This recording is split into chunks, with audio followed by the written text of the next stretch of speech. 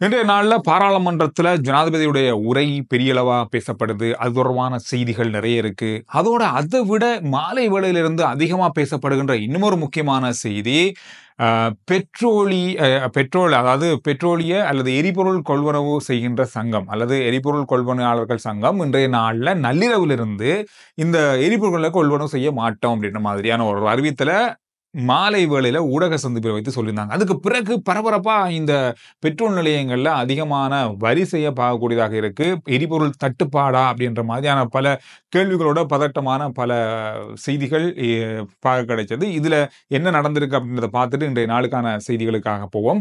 அதாவது பெட்ரோலிய கொள்வனவு செய்து அதாவது பெட்ரோலியத்த கொள்வனவு செய்து பெட்ரோல் நிலையங்களுக்கு வழங்குற இந்த அமைப்பு அல்லது இந்த பகுதி வந்து என்ன செஞ்சிருக்காங்கன்னா, தங்களுக்கு வழங்கப்படுகின்ற கொடுப்பனவு அல்லது கமிஷன் வந்து காணாம இருக்கு.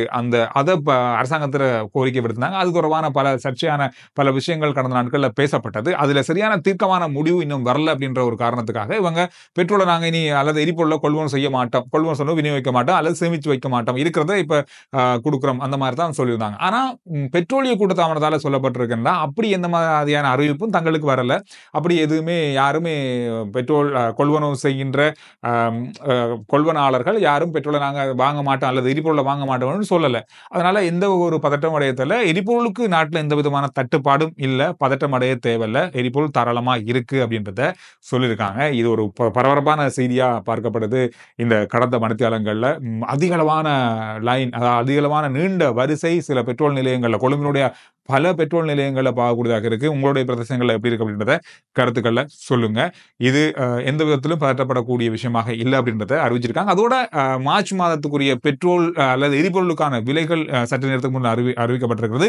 எந்த விதமான மாற்றங்களும் இல்லாம அதே விலைகள் பேணப்படுகிறது. அதாவது இப்ப நாம எந்த அளவுக்கு எரிபொருளை வாங்குறோமோ அதே விலைகள் தான் இந்த மாதமும் இருக்க போகுது. மார்ச் மாதத்திலும் இருக்க போகுது. அதுல எந்த மாற்றமும் இல்லை அப்படின்றதையும் பெட்ரோலிய கூட்டுத்தாபனம் அறிவிச்சிருக்காங்க. இந்த விஷயங்கள் பரபரப்பா பேசப்படுது. இன்றைய நாள்ல பாராளுமன்றத்துல ஜனாதிபதியினுடைய உரையில பலதரப்பட்ட விஷயங்கள் சொல்லப்பட்டிருக்கு. அது தொடர்பான பல முக்கியமான செய்திகள் இருக்கு. அத ஒண்ணொண்ணா பார்ப்போம். அண்மை நாட்களா நடந்த கொலை சம்பவங்கள் 5 அல்ல 6 கொலை சம்பவங்கள்ல கொட்டஹெனா கொலை சம்பவங்களை தாண்டி மற்ற எல்லா கொலை சம்பவங்களுமே கிட்டத்தட்ட இந்த பாதாள உலகத்தோடு தொடர்புடைய சம்பவங்களாகவே இருக்கு. பழி தீர்க்கின்ற ஒரு சம்பவங்களாகவும் கொலைகளாகவும் இருந்ததை அவதானிக்கக்கூடியதாக இருக்கு. விசாரணைகள்ல இப்படித்தான் இருக்கு. ஆனா இதுக்கு பின்னால எந்த சக்தி இருந்து இயக்கியது, எதற்காக இதை நடத்தினாங்க, இந்த மாதிரி பல சந்தேகங்கள் இருக்கு. ஈஸ்டர் குண்டு தாக்குதலுடைய விசாரணைகளை திசை திருப்புறது அல்லது இப்ப அண்மையில எடுக்கப்பட்ட ஊழல் வழக்குகளை திசை திருப்புறதா, இந்த மாதிரியான பல கோணங்கள்ல இப்பொழுது சந்தேகங்கள் எழுந்திருக்கு. இது தொடர்பான விசாரணைகள் தொடர்ச்சியாக இடம்பெற்றுக் கொண்டிருக்கிறது. குற்றவாளிகளுக்கான தண்டனை நிச்சயமாக இருக்கு. இது ஒரு பாதாள உலக குழுக்களுக்கு இடையிலான ஒரு மோதல் தான். இது பழி தீர்க்கின்ற மோதலாகவே இடம்பெற்றிருக்கிறது. இதனால பாதுகாப்பு, தேசிய பாதுகாப்புக்கு எந்த விதமான பிரச்சனையும் இல்லை. ஆனா அது தொடர்பான கவனம் செலுத்தப்பட்டிருக்கு. இந்த மாதிரியான பல விஷயங்களை அவர் சொல்லியிருந்தாரு. இன்னும் ஒரு முக்கியமான விஷயத்தை அவர் சொல்லியிருந்தாரு. நாளை ஒரு முக்கியமான குற்றவாளி சரணடைவாரு. அவர் இப்ப தன்னுடைய மெய்ப்பாதுகாவலரை விட்டுட்டு வீட்டில இருந்து அவர் விலகி இருக்காரு அல்லது மறைஞ்சிருக்காரு. நாளை அவர் கைதாகுவாரு. அப்புறம் இல்லைன்னா அவர் சரணடைவார் அப்படின்ற மாதிரி தான் ஜனாதிபதி உரையில சொல்லப்பட்டிருந்தது. அவருடைய உரையில சொன்னாரு. ஆனா இதுல ஒரு விஷயம் திடீரென்று அல்லது பார்த்தவங்களுக்கு யாரா இருக்கும், என்ன விஷயமா இருக்கும், எதோட சம்பந்தப்பட்டவரா இருக்கும் என்ற ஒரு கேள்வி இருந்தது. ஆனா மாலை வேளையில அது யாரு அப்படின்ற ஒரு விஷயம் கிட்டத்தட்ட உறுதியாகி இருக்கிறது.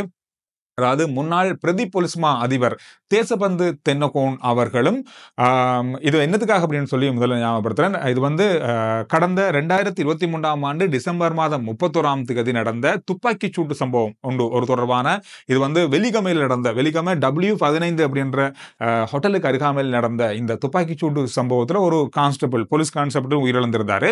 இந்த சம்பவம் தொடர்பாகத்தான் முன்னாள் பிரதி பொலிஸ்மா அதிபர் தேசபந்து தென்னகோனோடு சேர்த்த 8 பேரை கைது செய்யுமாறு இன்றைய நாள்ல நீதிமன்றம் உத்தரவு பிறப்பித்திருக்கிறது. அதாவது மாத்தளை நீதிமன்றம் இந்த உத்தரவை பிறப்பித்திருந்தது. இந்த உத்தரவு வந்து சிஐடியினருக்கு வழங்கப்பட்டிருக்கு. அவரை கைது செய்து நீதிமன்றத்துக்கு ஆஜர்படுத்துமாறு தான் சொல்லப்பட்டிருக்கு. இந்த விஷயம் பெருசா இன்றைய நாள்ல பரபரப்பா பார்க்கப்படுகின்ற ஒரு முக்கியமான செய்தியாக பார்க்கப்பட்டிருக்கின்றது. அதோட ஜனாதிபதியின் உடையில இன்னும் ஒரு முக்கியமான விஷயம் பேசப்பட்டிருக்கிறது. குறிப்பா சொல்லப்போனா வருகின்ற 2030ஆம் ஆண்டு அளவுல இலங்கையினுடைய ராணுவத்தினுடைய எண்ணிக்கை 1,00,000 குறைக்கப்படும். அதோட கடற்படை 40,000 குறைக்கப்படும். விமானப்படையினுடைய எண்ணிக்கை 18,000 பேராக குறைக்கப்படும். இந்த மாதிரி ஒரு விஷயத்தை சொல்லியிருக்காரு. இந்த விஷயம் தொடர்பாக இப்பொழுது பேசப்படுகிறது. அந்த செய்தி எடுக்கிறதுக்கு முதல்ல சமூக வலைதளங்களை பார்க்கும்போது சகோதர மொழி பக்கமாக, அதாவது சிங்கள மொழி பேசுற மக்களுடைய பக்கமாக இந்த விஷயம் கொஞ்சம் விமர்சனத்துக்கு உள்ளாகி இருக்கும் அப்படின்ற மாதிரி பார்க்கிறது. நிறைய இதுக்கு எதிர்கான ஒரு கருத்துக்கள் இப்பொழுது வெளிவர ஆரம்பித்திருக்கிறது. குறிப்பா சொல்ல போனா இலங்கை அப்படின்றது சுற்றி இருக்கிற ஒரு அதாவது கடலுக்கு நடுவில் இருக்கிற ஒரு நாடு. அப்படி இருக்கும்போது கடற்படையையும் அல்லது பாதுகாப்படையும் குறைக்கிறது அப்படின்றதெல்லாம் அவ்வளவு சாத்தியமான விஷயமே இல்லை. அது 2030ஆம் ஆண்டு அப்படின்றது உலகம் எப்படி இருக்கும் அப்படின்னு தெரியாது. இப்பெல்லாம் பலதரப்பட்ட முருகல்கள் பல நாடுகளுக்கு இடையில நடந்து கொண்டிருக்கு. இது 2-3 நாள்ல இது பெருசா பேசப்படுமான்னு தெரியல. ஆனா ஜனாதிபதி சொன்னதுல இது ஒரு முக்கியமான விஷயமாக இன்றைய நாள்ல இது பார்க்கப்படுகின்ற ஒரு விஷயமாக இருக்கு. அது மட்டும் இல்லாம இந்த ஆட்சியை அல்லது இந்த அரசாங்கத்தை கவுக்கிறதுக்கு பலதரப்பட்ட சூழ்ச்சிகள் நடக்குது. குறிப்பா தன்னை ஜனாதிபதி என்ன புகழ்ந்தாலும் இங்க இருக்கிற மற்ற உறுப்பினர்களை தாழ்த்தி பேசுற பல சம்பவங்கள் சபையில் நடந்து கொண்டிருக்கு. அதெல்லாம் இங்க இந்த அரசாங்கத்தில் ஈடுபடாது. எந்த ஒரு காரணத்தை கொண்டும் இந்த அரசாங்கத்தை கவுக்க முடியாது. எந்த ஒரு சூழ்ச்சியையும் செய்ய முடியாது. கடந்த கால அரசாங்கங்கள் பல சந்தர்ப்பங்களால, பொருளாதாரத்தால, பலதரப்பட்ட பிரச்சனைகளால கவிழ்ந்த சந்தர்ப்பங்கள் இருக்கத்தான் செய்யுது. ஒரு காலத்துல சந்திரிகா அம்மையாருடைய அரசாங்கத்தில் இருந்தவங்க நேரடியா எதிர்க்கட்சியில இருந்து ஆட்சியை கவுத்தாங்க. இந்த மாதிரி அதுக்கடுத்த வந்த ஆட்சிகள் எல்லாமே பொருளாதாரத்திலும் பலதரப்பட்ட எதிர்ப்புகளாலும் கொண்டு வரப்பட்டது. ஆனா இந்த அணி அப்படி இருக்காது. எந்த ஒரு விஷயத்துக்கும் விலை போகாம, எந்த ஒரு நோக்கத்தையும் இல்லாம நல்ல ஒரு ஆட்சியை மக்களுக்கு கொடுக்கணும் அப்படின்ற எண்ணத்தோடு இருக்கிற இந்த அரசாங்கத்தை யாராலும் கவுக்க முடியாது அப்படின்றதையும் ஞாபகம் வைத்துக் கொள்ளுங்க அப்படின்ற ஒரு விஷயத்தையும் தன்னுடைய உரையில சொல்லியிருந்தார். எனவே இந்த விஷயங்கள் இன்றைய நாளில் அவருடைய உரையோடு சேர்த்து இப்ப நடக்கிற பலதரப்பட்ட விஷயங்கள் தொடர்பாகவும் தெரிவிக்கப்பட்ட கருத்துக்களாக இருந்தது. நேற்றைய நாள்ல பரவலா எல்லாராலும் பேசப்பட்ட, எல்லாராலும் கொஞ்சம் ஆச்சரியமா விமர்சிக்கப்பட்ட ஒரு விஷயம் தான் இந்த வெளிநாட்டு பயணங்களை மேற்கொண்ட முன்னாள் ஜனாதிபதிகள் எவ்வளவு எந்தெந்த காலங்களில் செலவழிச்சிருக்காங்க அப்படின்றது.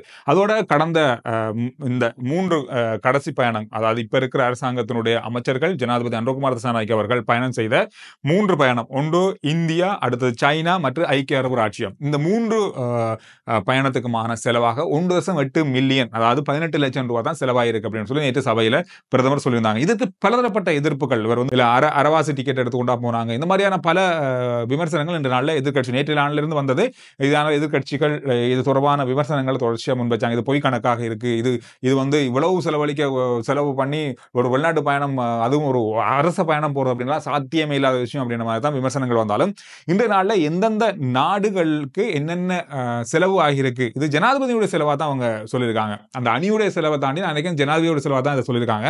அதாவது இந்தியாவுக்கான பயணமாக 1.22 மில்லியன், அதாவது கிட்டத்தட்ட 12.5 லட்சம் போயிருக்கு. அதோட சைனாவுக்கான பயணமாக 3,86,000, இந்தியாவுக்கு ஐக்கிய அரபு ராச்சியத்துக்கு 2,79,971 ரூபாய் செலவாயிருக்கு. இதெல்லாம் சேர்த்து தான் 18 லட்சமா இருக்கு. இது சில நாடுகள் உங்களுக்கு தெரியும். இப்ப சைனா அவங்க தான் இன்வைட் பண்ணியிருந்தாங்க. அதனால அவங்களே எல்லா செலவுகளையும் பார்ப்பாங்க. இது ஒரு அரசியல் ரீதியாகவும் இருக்கு, இது நடைமுறையிலையும் இப்படிதான் இருக்கு. இந்த மாதிரியான விஷயங்களால இந்த செலவுகள் குறைக்கப்பட்டிருக்கு அப்படின்ற மாதிரி தான் விளக்கம் அளிக்கப்பட்டிருக்கு. இப்ப நாங்களா ஒரு நாட்டுக்கு போறோம், ஒரு விஷயத்துக்காக நாங்களா பேசுறதுக்காக போறோம்னா எல்லாமே அது எங்களுடைய இலங்கையினுடைய அரசாங்கத்துடைய செலவாகவே இருக்கும். இப்ப இந்தியா ஒரு அரசியல் ரீதியா ஒரு பேச்சுவார்த்தைக்கா அல்லது ஒரு முக்கியமான தீர்மானங்கள் எடுக்கிறதுக்கான பேச்சுவார்த்தை கலைக்கிறாங்கன்னா அது உத்தியோகபூர்வமா அது இந்தியாவுடைய அரசாங்கத்துடைய செலவாகவே இருக்க போகுது. இங்க இருந்து போற விமான பயணச்சீட்டுகளை தாண்டி மற்ற செலவு எல்லாமே அவங்க தான் இருக்க போறாங்க. அந்த மாதிரி தான் இது நடந்திருக்கு. அந்த மாதிரியான ஒரு விஷயத்தை வைத்துக் கொண்டுதான் இந்த செலவு இவ்வளவு நடந்திருக்கு அப்படின்றத அவங்க விளங்கப்படுத்திருந்தாங்க. இந்த நாள்ல நாளைய நாள்ல இருந்து நோன்பு திறக்கிற நாட்களாக இருக்கும். அதாவது நோன்பு அனுஷ்டிக்கிற நாட்கள், ரமலான் பண்டிகையை நோக்கியான நோன்பு நாளாக இருக்கும் அப்படின்னு சொல்லித்தான் எதிர்பார்க்கப்பட்டது. இந்த நாள்ல பிறை தென்படாதன் காரணத்தால கொழும்பு பெரிய பள்ளிவாசல் அறிவிச்சிருக்காங்க. மார்ச் மாதம் 2ஆம் தேதியிலிருந்து நோன்பு நோக்கின்ற நாட்களாக இருக்க போகுது அப்படின்றத அறிவிச்சிருக்காங்க. இது இன்று மாலை வேளையில வந்த இறுதியான செய்தியாக இருக்கு. எனவே இந்த விஷயங்கள் தான் இந்த நாள் அதிகமாக பேசப்பட்ட விஷயங்களாக இருக்கு. RG Chandru report YouTube channel, Facebook page, WhatsApp channel, இது எல்லாத்தையும் ஃபாலோ பண்ணுங்க. அடுத்த வீடியோல நான் உங்களை சந்திக்கிறேன்.